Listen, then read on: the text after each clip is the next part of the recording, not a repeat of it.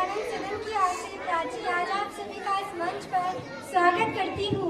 आज स्वामी विवेकानंद सदन द्वारा आप सभी के समक्ष दशहरा के अवसर पर रामायण का अंश प्रस्तुत किया जा रहा है, जिसमें यह दिखाया जाएगा कि किस प्रकार रावण ने छल से माता सीता का अपहरण किया। आइए देखते हैं पहला दृश्य, जिसमें मायावी हिरण माता सीता को अपनी ओर आकर्षित करता है।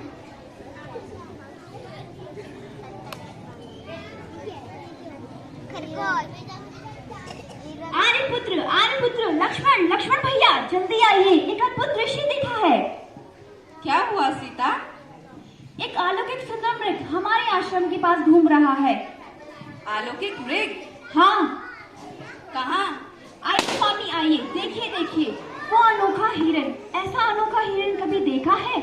इसके सींग देखिए, लगता है सोने के हैं। इसकी खाल भी सुनहरी है।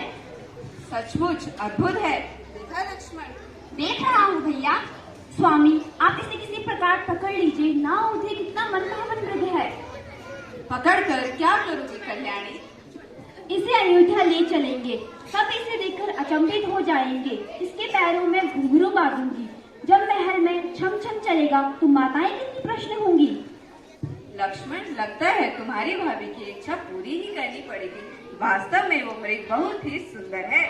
भैया इसके प्रति भाभी का मोह हमें किसी संकट में न डाल दे। मुझे तो यह माया जाल जैसा प्रतीत होता है। यह प्रकृति के विरुद्ध है, असंभव है। इस सृष्टि में असंभव कुछ भी नहीं है लक्ष्मण। प्रकृति के विरुद्ध कुछ भी हो सकता है। याद है भैया, एक बार इसी तरह दंडक वन में कई राक्षस मृग बनकर आए थे।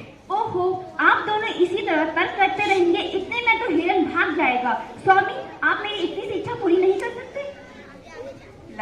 लक्ष्मण, लगता है तुम्हारी भाभी की इच्छा पूरी ही करनी पड़ेगी। सीता मृग पाए बिना मानेगी ही नहीं। अभी जाता हूँ।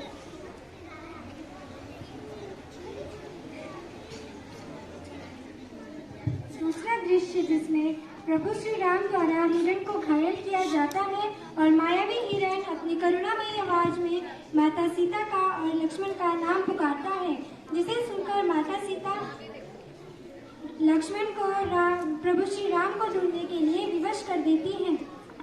लक्ष्मण, मैं सीता की इच्छा पूरी करने के लिए मृग के पीछे जा रहा हूँ। तुम यहीं पर रहकर सीता की रक्षा करो, कहीं तुम्हारा संदेश सत्य ना हो।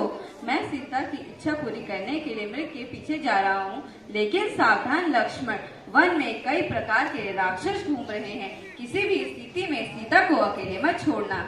जो आज्ञा भैया।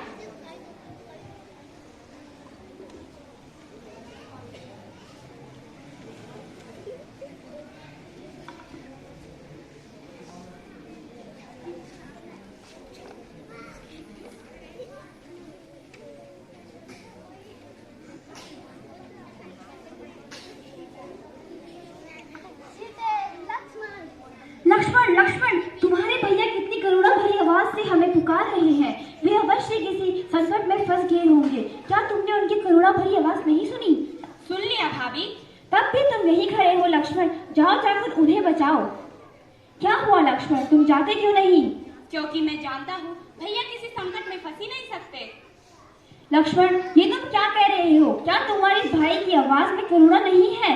कहीं ऐसा तो नहीं तुम राक्षसों के डर के मारे अपने प्राण बचाने के लिए नहीं जा रहे हो? मैंने तुम्हें इतना गैर कभी नहीं समझा था लक्ष्मण। भाभी ये आप क्या कह रही है? मैं सही कह रही हूँ लक्ष्मण।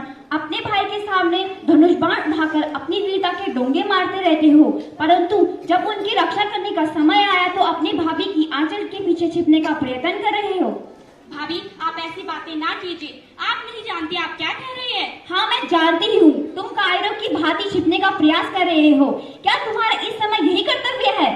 मेरा इस समय एक ही कर्तव्य है, अपने बड़े भाई प्रभु श्री राम की आज्ञा का पालन करना। और वो मुझे कहा गई है कि मैं किसी भी स्थिति में आपको अकेला न छोड़ूं। लक्ष्मण, यदि तुम नहीं जा सकते तो ये धनुष बाण मुझे दे दो।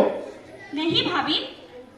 लक्ष्मण, एक आर्य पत्नी अपनी पति की रक्षा करना अच्छे से जानती है। यदि तुम धनुष बाण नहीं दे सकते तो मैं ऐसे ही चले जाती हूँ, तुम यहीं रहो। भाभी मुझे इतना विवश मत कीजिए। लक्ष्मण, बातें मत करो, कर्म करो कर्म। ठीक है भाभी, आज आपकी आज्ञा का पालन करने हेतु ये लक्ष्मण पहली बार अपने प्रभु श्री राम की आज्ञा का उल्लंघन करता है। माता आप कुटिया में चली जाए।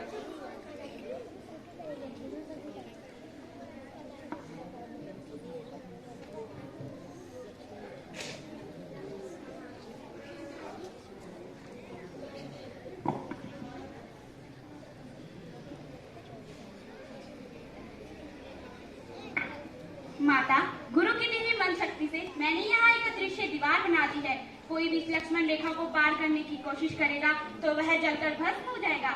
माता, मेरी आपसे एक ही विनती है, किसी भी स्थिति में आप कुटिया से बाहर न निकले।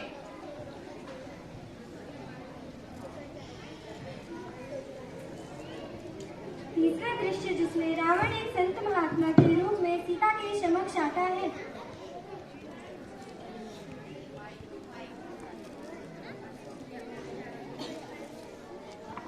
भिक्षाम देहि, भिक्षाम देहि, भिक्षाम देहि। प्रणाम महात्मन। कल्याण हो देवी, हम बहुत दूर से आए हैं और बहुत भूखे हैं। तुम्हारी कुटिया देखकर इस आशा में कुछ खाने को मिल जाएगा। अवश्य महात्मन, या आप यही ठहरिए, मैं आपके लिए यथासंभव भोजन लाती हूँ। हम यात्रा से बहुत थके हुए भी हैं, हमें विश्राम की भी जरूरत है। ठहरिए महात्मन, क्षमा करें, इस समय मेरे पति कुटिया में उपस्थित नहीं है, इसलिए मैं आपका स्वागत नहीं कर सकती हूँ। परंतु कृपया आप वहीं ठहरिए, मैं आपके लिए भोजन लाती हूँ।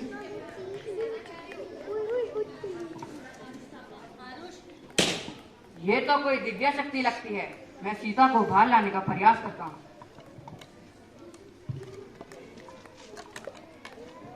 मुनिराज, मैं आपके लिए भोजन लाई हूँ। ले आइए देवी।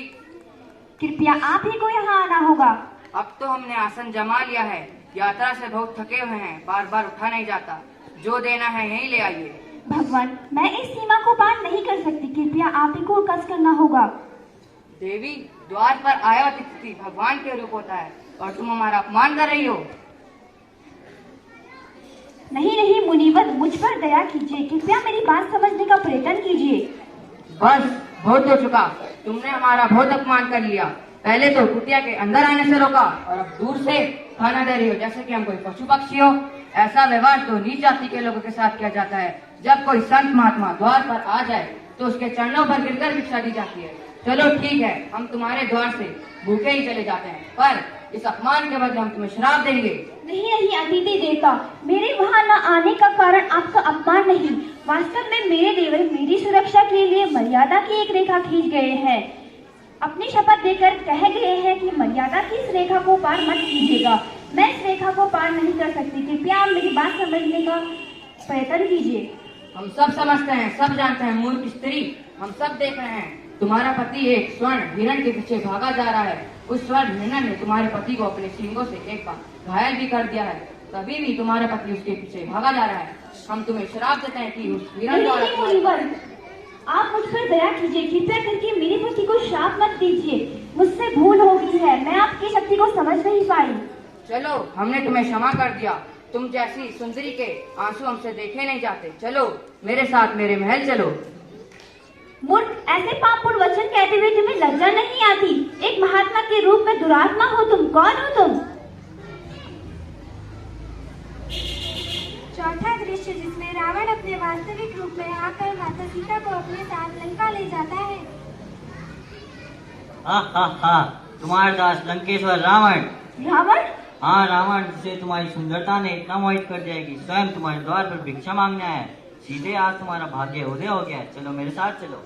मूर्ख, तुमने ये कैसे सोच लिया कि तुम अपने वैभव का बखान करोगी और सीता तुम्हारे साथ चल देगी? इसी समय यहीं से चले जाओ, नहीं तो मेरे पति तुम्हें और तुम्हारी लंका शहीद भस्म कर देंगे। तुम जिस पति का बखान कर रही हो धरती पर रेंगने वाला एक मानव मात्र है, और हम जिस राक्षस जाति के राजा हैं वहाँ इन मानव को भोजन समझते हैं। हाँ, मैं जानती हूँ, खरदूषण भी तुम्हारे ही भाई थे ना, जिन्हें प्रभु राम ने समाप्त कर दिया था।